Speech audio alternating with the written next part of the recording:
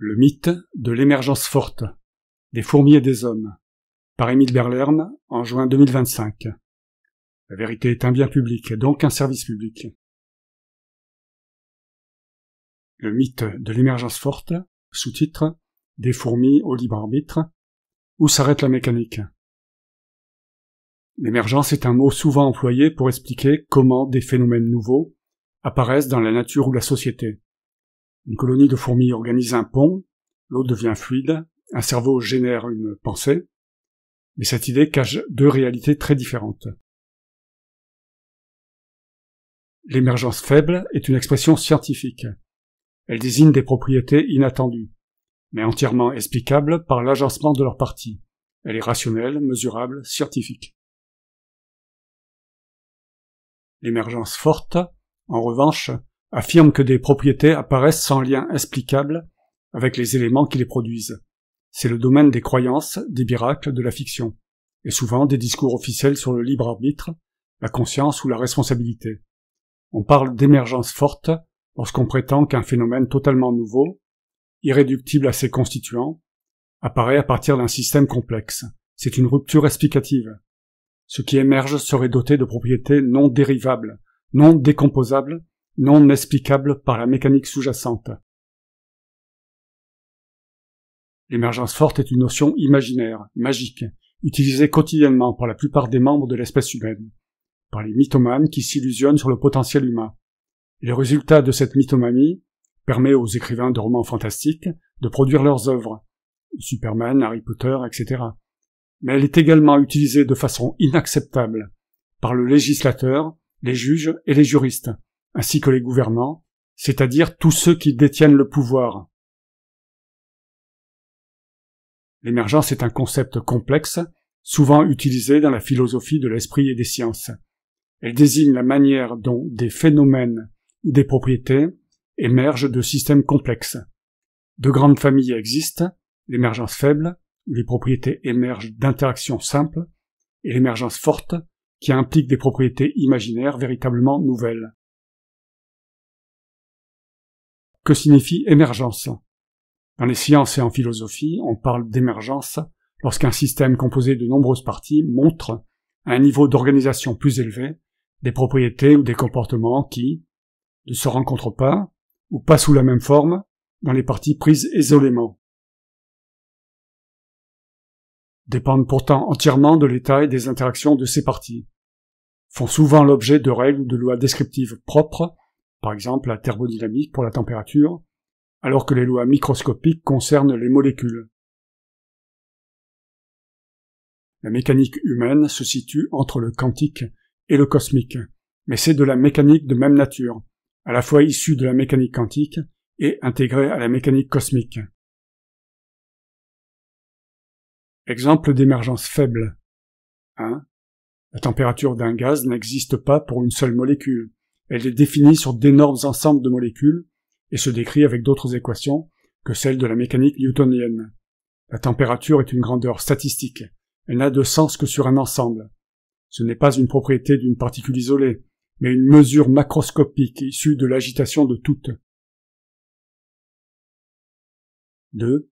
La ductilité de l'or n'est pas une propriété d'un atome isolé, mais résulte de l'organisation des atomes dans le réseau métallique. L'atome d'or seul n'est pas ductile. Il faut la structure collective pour qu'apparaisse cette propriété. Si l'or est un métal ductile, alors un atome d'or n'est pas de l'or. 3. Une molécule d'eau n'est pas fluide. La fluidité émerge du comportement collectif de millions de molécules en interaction par liaison faible. Si l'eau est un liquide, alors une molécule d'eau n'est pas de l'eau. 4. Un ensemble de fourmis peut s'assembler pour former un pont et permettre aux autres fourmis de franchir aisément un cours d'eau. L'assemblage de fourmis peut produire une structure fonctionnelle, le pont, sans qu'aucune fourmi ne possède la représentation du tout. La fourmi seule n'est pas un pont. 5. Une cellule se réplique par division. Un organisme multicellulaire se reproduit, c'est-à-dire engendre un autre individu complet via un processus global complexe. Le mixomycète, à mi-chemin entre colonie et organisme unique, illustre la frontière floue entre ces deux modes. Question annexe. Est-ce qu'un myxomycète se réplique ou se reproduit? 6.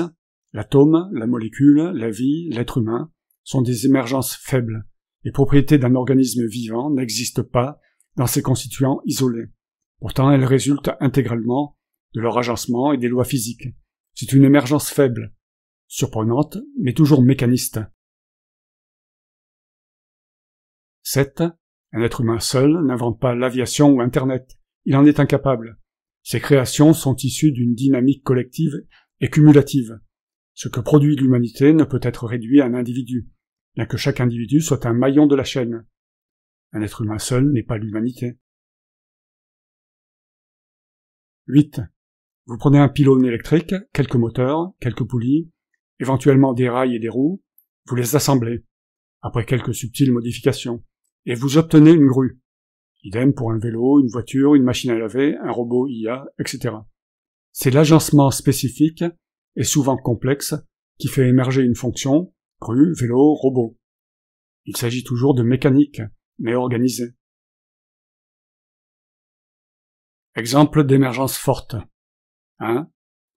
La télépathie, la télékinésie, la magie, la voyance sont de purs fantasmes, dont il est plus facile de démontrer leur fausseté et surtout de la faire accepter que conscience, libre arbitre et responsabilité, auxquels les humains sont très attachés. 2. Le temps, quand il est défini de façon erronée. Le voyage dans le temps, etc. Le temps n'est qu'une illusion produite par la mémoire. Il ne s'agit pas d'une émergence, ni faible ni forte, mais d'une représentation fonctionnelle dont les scientifiques se servent pour simplifier leurs calculs.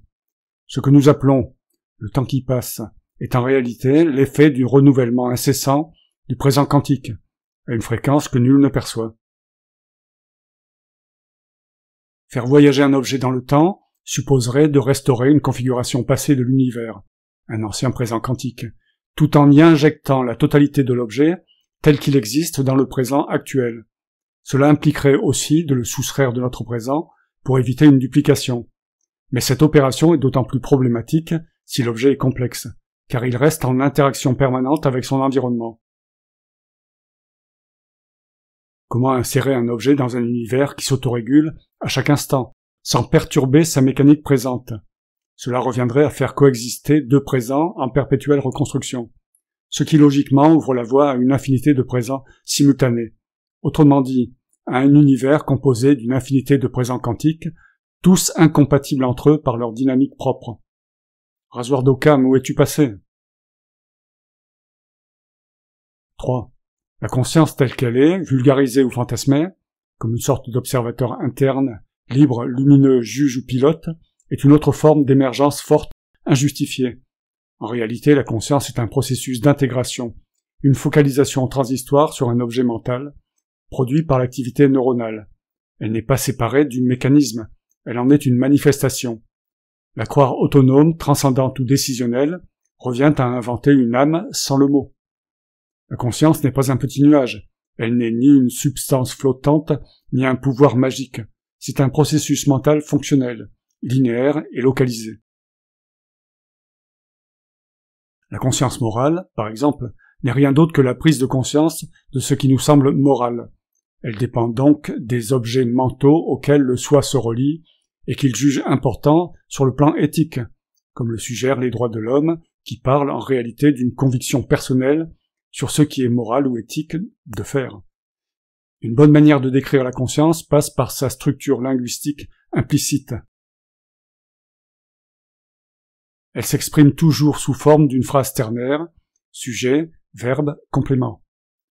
Je suis conscient de quelque chose, et la forme canonique. Cela signifie que le soi, l'objet mental je, lui-même complexe et instable en construction permanente, entre en relation avec un autre objet mental. La conscience est linéaire. Elle saute d'un objet à un autre, supplantant sans cesse l'objet précédent. C'est ce mécanisme dynamique de déplacement qui donne à la mémoire son rôle moteur dans la conscience. La conscientisation est ce lien temporaire entre le soi, en tant qu'objet mental central, et un autre objet mental, lequel peut être externe, une image, une idée, ou interne, une douleur, une émotion. L'inconscience n'est pas simplement l'absence de conscience, elle est mieux décrite par une autre phrase ternaire. Je suis inconscient de moi-même et de mon environnement. Enfin, perception et sensation ne suffisent pas à produire la conscience. Nous sommes conscients de ce que nous percevons, mais la perception elle-même reste un processus en amont de la conscience. 4. Le libre arbitre est un exemple classique d'émergence forte imaginaire. Il suppose qu'une fonction issue d'un assemblage mécanique pourrait soudain s'affranchir de ce qui l'a produit. Cette rupture logique n'est étayée par aucun fait. Aucun mécanisme ne peut se libérer de ces conditions, pas plus qu'un engrenage ne décide de tourner dans l'autre sens. Le libre arbitre, tel qu'il est communément imaginé, est une contradiction déguisée en croyance. Un système mécanique peut être qualifié de libre en termes de degré de liberté, mais il ne peut en aucun cas disposer d'un libre arbitre. Une fonction ne peut ni se libérer d'elle-même, ni libérer ce qu'elle gouverne, car elle reste soumise à son propre déterminisme structurel. 5. La responsabilité. Un engrenage peut se dérégler, mais jamais se rendre coupable. Dans un univers entièrement mécanique, la notion de responsabilité est sans fondement. Ce qui est produit par un mécanisme ne peut s'extraire de sa nature. L'univers est irresponsable, et tout ce qui l'engendre, y compris les humains, l'est également. La mécanique ne fabrique pas la culpabilité ni le mérite. Aucun niveau de complexité ne justifie une cassure du déterminisme. L'idée d'un saut vers une liberté ou une subjectivité absolue est un héritage religieux, non scientifique. Il n'y a pas de miracle de la complexité. La mécanique ne change pas de nature en devenant plus fine. Et pourquoi ont-ils inventé l'expression « émergence forte » alors qu'elle n'a rien à voir avec l'émergence des scientifiques? Réponse, parce que près de 90% des humains sont croyants, qu'il faut les diriger dans des directions que quelques mégalomanes choisissent pour le troupeau, et qu'il faut bien inventer des salades pour les faire aller à l'abattoir. Débarrassez-vous de vos chefs, ce sont tous des tueurs dénués de vergogne, sans exception. Fin, Émile Derlerme. L'obligation d'exister implique l'innocence d'exister en permanence, pour les moutons comme pour les loups.